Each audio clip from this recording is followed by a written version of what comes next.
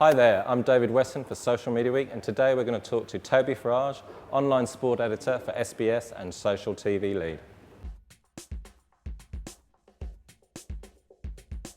So Toby, welcome to Social Media Week. It's a pleasure to have you on board.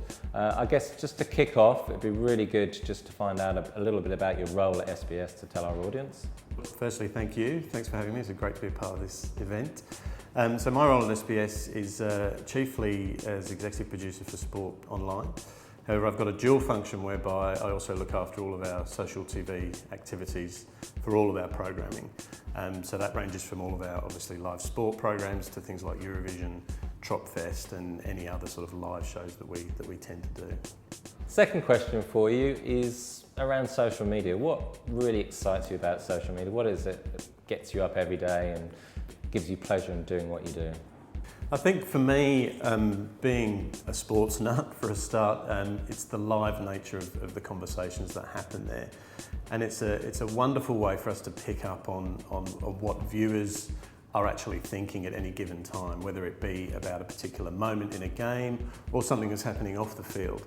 And it really helps us to shape the way that we do our coverage of a live match.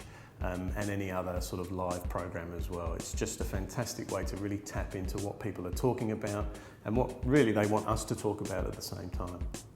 So Toby, tell me, what do you think some of the best things are out there at the moment that are working in entertainment when it comes to social? I think there's been some really good innovations over the past 6 to 12 months. One which springs to mind was around the Super Bowl, which until the World Cup came was the biggest social event on TV. I think it was ESPN who came up with the idea of asking fans which of the two teams they were supporting, and the end result was for those fans to see the Empire State Building in New York, where the match was being played, be lit up in the colours of that team. So that's a really terrific way to get people firstly jazzed up about the event, but also to give them something back, and something quite huge really. I mean, the Empire State Building is a fairly iconic piece of architecture, so to see that lit up in your club's colours was a great way to use social. So you undertook a big social program both for the Tour de France and for the World Cup. What are some of the key insights which you've learned from that experience? Really, it's about firstly how busy social can be. I think with the World Cup in particular, we had such an enormous amount of content, and not just from Australia, but obviously across the world. It's probably the biggest global sporting event. So one of the things we had to learn very quickly was how to curate all of that and how best to use it as well. A lot of that was done in the lead-in, but really the challenge for us was, okay, here's 1,000 things that we've found. What are the best ones going to be? There's a little bit of trial and error involved in that, but essentially we ended up, really getting a sense of what most people were talking about and pushing that out to the audience. And finally, what are some of the insights you'll share with us at Social Media Week?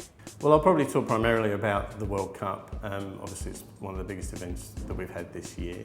I'll be talking about how we conceptualised the social hub concept, how we built the team to deliver that program, and also what sort of things we decided to look out for, and a little bit about the tone and what sort of space we wanted to play. Was it going to be fun? Was it going to be serious?